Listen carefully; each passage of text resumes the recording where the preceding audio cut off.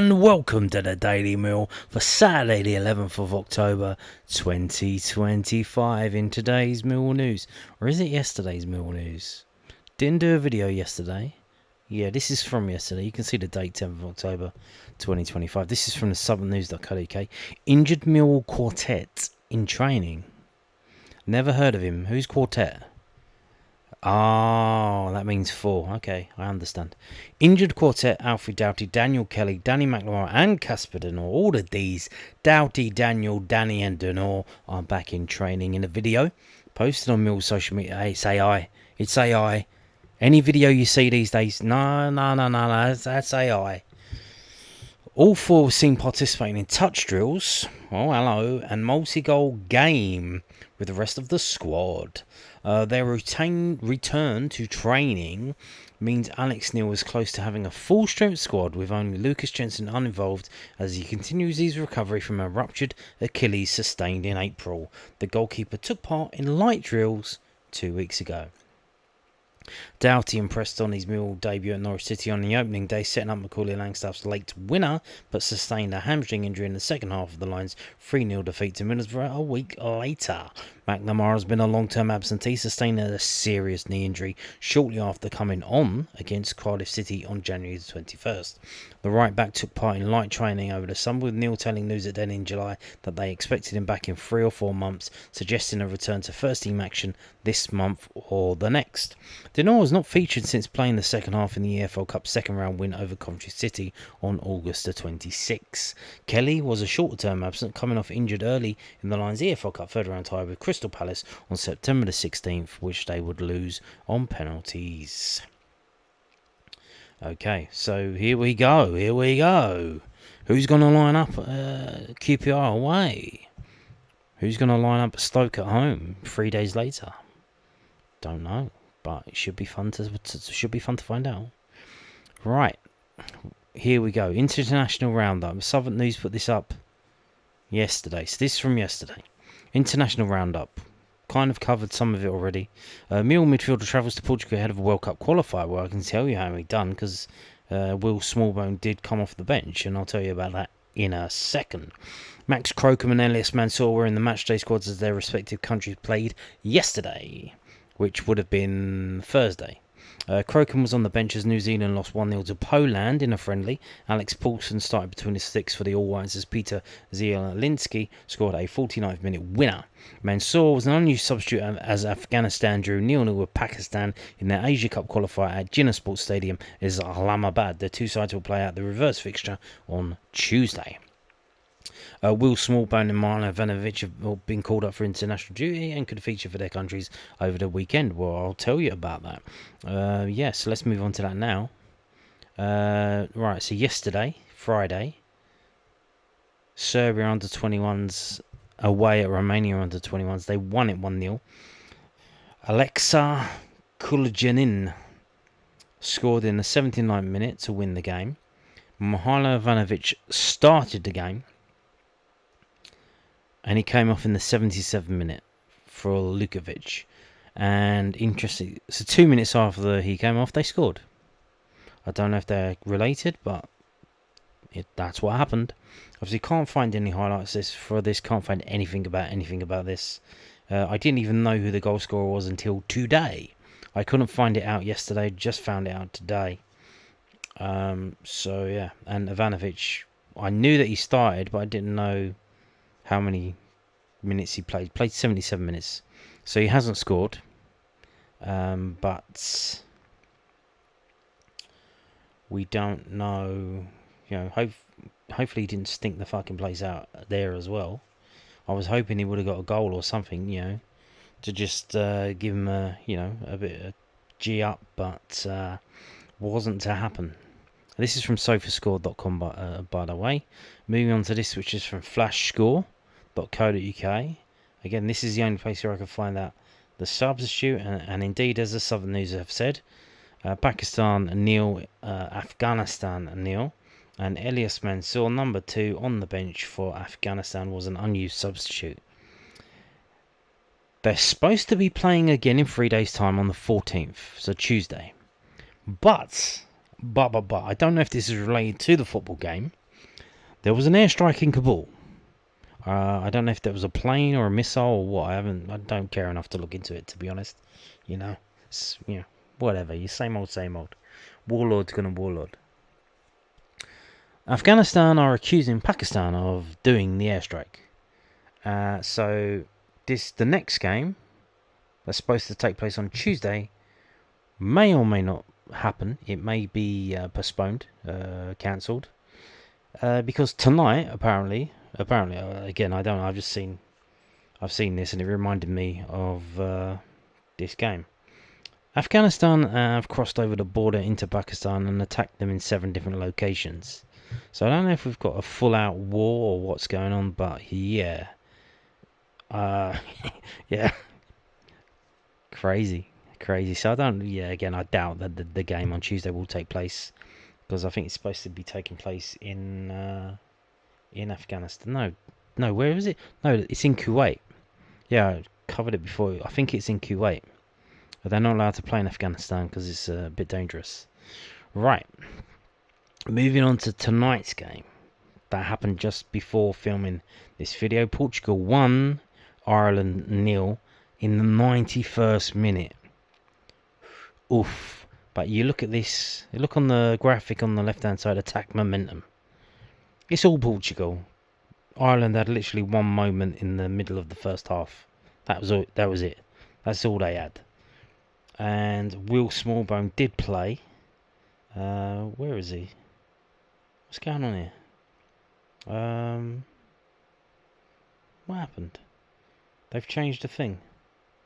They used to have the lineups now. Where's the lineups gone? They've moved it around. It was here, and it keeps updating, so it's disappeared.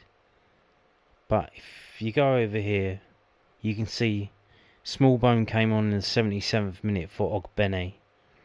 And he was one of 2 changes that took place. He didn't have much to do. What's going on here then? Hang on. So yeah, here we go. Now it's come back. Okay, so it's come back now. So what I wanted to do was do that, and the rating that you can't see because it's just off the screen, but trust me when I tell you. So Will Smallbone, obviously he was a substitute, played 13 minutes, got on a rating of 6.4, which I don't know how he done it, because it looks like he didn't even touch the ball. Like I said, it's all Portugal. He had one pass that didn't go to the person that he was trying to pass it to. But bizarrely, he still managed to score higher than the Irish striker Evan Ferguson, who got a 6.3, and Festi Ebasile, who got 6.2. Although he did get a yellow card. But Will Smallbone looked like he didn't. We know he touched the ball at least once because he tried to make a pass. But I think he was just kind of like closing down, really. So yeah, up against it, Ireland. Really tough for them. So in this game, you can't see it again. You can't see it. Well, you can see it on the left-hand side. Player of the match, Ruben Neves, 8.7. The second best player, the goalkeeper for Ireland, Kelleher. So I think that tells you, you know, how. Yeah, look, he made 5 saves. He can't keep them all out. Like you need to. Yeah, and oh look, the Portuguese keeper didn't even make 1 save. He didn't have to make a save. So that tells you how the game went. Literally Ireland under Kosh. Oof. So there you go. Now I wanted to mention this because it's tangentially Millwall related. In the video on Thursday, I told you about Alan Dunn. He's now the Tunbridge Angels manager. They were in the 4th qualifying round of the FA Cup. They were playing Chatham Town. And I thought, oh, that's going to be the story, you know, Alan Dunn, you know, he's going to be the Millwall story that you follow in the FA Cup until Millwall get there. But no, they lost to Chatham Town. But there is a Millwall connection with Chatham Town. So this is their Instagram, Chatham Town. 97 years in the making. So Chatham Town into the first round proper for the first time in 97 years. So I don't know if that's the first time ever. Are they 97 years old, or is this they were back in it in 1920, whatever? But 97 years. The reason why I mention this, so at the club now, Sid Nelson is there. He's been there a number of years. 2 released Millwall youngsters who were released in the summer. One of them is in the picture, the dark-haired lad, Ollie Evans, Millwall under-21 player that got released. And Oleg Bodie, Adedipo Oleg Bodie, under-18 player who got released. And they are both involved in this team, who are doing very well at the moment. And it just goes to show, the Millwall players, that they come through and they go on and they do things in the game. So it's good to see. It is good to see. And, we wait to see how they get in the first round of the FA Cup. Maybe they could make it to the third round and play Millwall. That would be fun, wouldn't it? That would be fun. Now, going back, we have more to talk about regarding the new training ground at West Kingsdown. Because we have, so this condition here, condition 11, soft landscape proposal, and there's another condition, which is the, what is it called? Landscape and Ecological Management Plan, the LEMP. They're kind of connected in terms of that, because the soft landscape is about what plants you're going to be planting, and the LEMP is how you're going to manage those plants. So they are related tangentially. Now, as you can see, the applications went in on the 18th of August, and they have been amended. You can see a drawing amended at the top, 6th of October. So a few days ago, last week. And the reason they had to be amended is the KCC Ecology consultation response on the 15th of September. And this is, so far, this is the only little snag that we've had, is this. Well, there is another one regarding the water supply, but it's this and that. It's a very minor snag, nothing major, but they've said, we can actually read it. I think this is it here. Yeah. So, it's condition 4 and condition 11. They're connected, and it says the following comments are valid for both conditions. Of course. So this is what she said. This is what she's complaining about. The submitted landscaping plans correspond with the master plan which was submitted as part of the original application, and they demonstrate that wildflower grassland, suds, scrub and shrubs will be planted within the site, and the areas of existing woodland will be retained and enhanced. We know that the planting goes right to the edge of the pitches, and therefore we presume that they will be fenced in and will prevent any of the vegetation encroaching into these areas or restrict access to users walking around them. If this is not the case, it may need be a need to review the landscaping plans and a small half a metre amenity grassland buffers created between the pitches as the habitats to ensure that the site can be used as intended. And then she said that the submitted management plan is quite basic, and if someone with limited experience of managing an area for biodiversity is implementing the management, it may not be carried out as intended. Well, I think the club said they're going to employ a company to do that, and you would imagine that they know what they're doing because that's their job. Obviously, not always the case, is it? But you would imagine that they know what they're doing. And then she talks about wildflower meadow within the site, but the management plan details that grassland will be managed on a 3-year rotation, and this will create a tussocky grassland, not a wildflower grassland. And she says wildflower grasslands need to be cut every year. And then when this was announced, I went to the RHS website, the Royal Horticultural Society website, and they literally say, if you plant annuals, yeah, you need to do it every year. If you're planting perennials, which, perennial just means you put the plant in and it fucking stays there. As long as it doesn't die, it just stays in the ground and grows every year. And they say if you do that, you just need to trim them back every 3 years. Because obviously, if it's a perennial, you need to give it time to bed in. But she's saying you should do it every year. Alright, okay. So yeah, that's what she said, right? So the club have gone back and trying to see, what did they change? Well, this is the original plan. And as you can see, the picture, you look between the pitches, and there are these little squiggly lines. They look like the line on a heart monitor, beep beep, beep beep, beep beep, beep. Uh-oh. Clear. Yeah. So they look like lines on a heart monitor.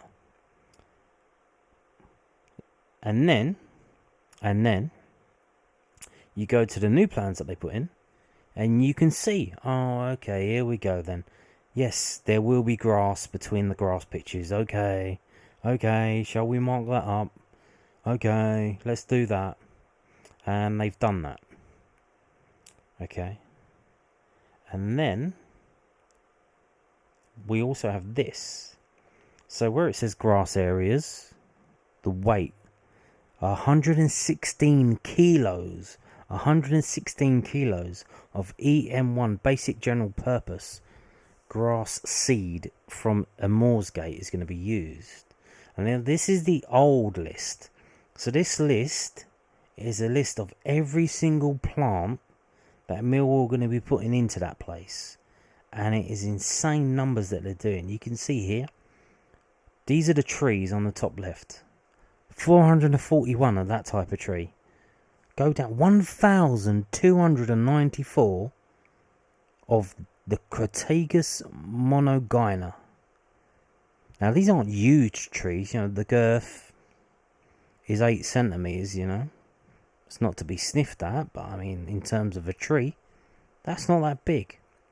And that Crataegus monogyna, otherwise known as the hawthorn, which is this. So it's basically it's a fucking bush. It's not a tree. It's a bush, mate. But I guess it's a tree. So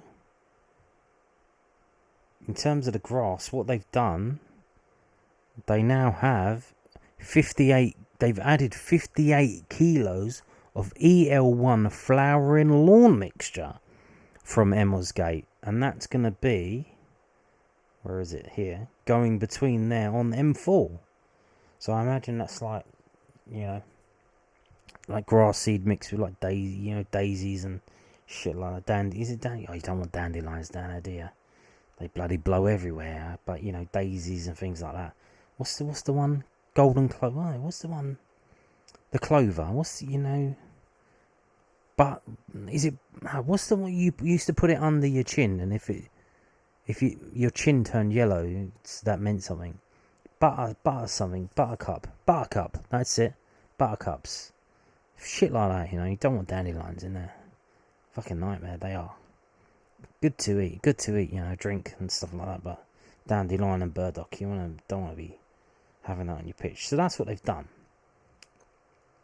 Right. But also remember, right, she said about being fenced in. Is there going to be fencing around the football pitches? This is the original management plan. You can tell that because it's got the squiggles between the pitches still. So this is the original one. Your Honour, may I draw your attention to the thick black lines around the pitches where it says W3, W3, W5 on the left hand side behind the goal, W1 over on the right hand side. You see it over there? W1. Okay, so let's scroll down to the glossary, the index, whatever you call it. W. Walls and boundaries. W1. Flint gabion wall. Galphian coated steel wire mesh. So that is where you may have seen them. They kind of trendy. You get these steel cages, and it's got stones inside. That's it there. So that's going to be lovely to have alongside a football pitch, isn't it? You think our injuries are bad at the moment? You imagine someone running headfirst into that. Although, to be fair, if we go back to the map, that's W1. That's only on the right hand side over here. And it doesn't look like it because of the scale, but that seems to be about 5 meters away from the touchline, so should be okay. I mean, if you're sliding off 5 meters off the football pitch, I mean, I think there's something wrong with you. I think so. But if you go back down, and we get to W2's precast concrete real edge, which is 450 millimeters high. W3's ball stop netting, which is 5 meters high. W4 is ball stop fencing, which is 2.4 meters high. W5 is acoustic fencing, not autistic fencing. And W6 is security fencing, 2 meters high. So, and remember, this is the original plan, but it's the last page. It's page 25 of 26. So, why did she write there? She didn't know if the pitches were going to be, if they were going to be fenced in, when it's literally in the plan. All she had to do was read it. I know she's an ecologist and she wants to look at, pictures of trees and shit all day, but I mean, fucking hell, wipe the shit out of your eyes and take a look. It's literally right there. It is literally right there, by the way. So, yeah. But going through this today, just struck me of how immense, and how gigantic a project this is. Their plants, go back, it was, they're using, 200 kilos of grass seed. Thousands and thousands of plants they're planting. 1,200 of just one type of tree. It's a bush, but there's hundreds and hundreds of shrubs. Hundreds that they're doing. This thing here, if we zoom out, it's gigantic. It's massive. No wonder this has taken 3 years and they haven't even built it. It's insane how big this is. And it's just hit me today, looking at it, and it's incredible. So there you go. And on that note, thank you for watching, and goodbye.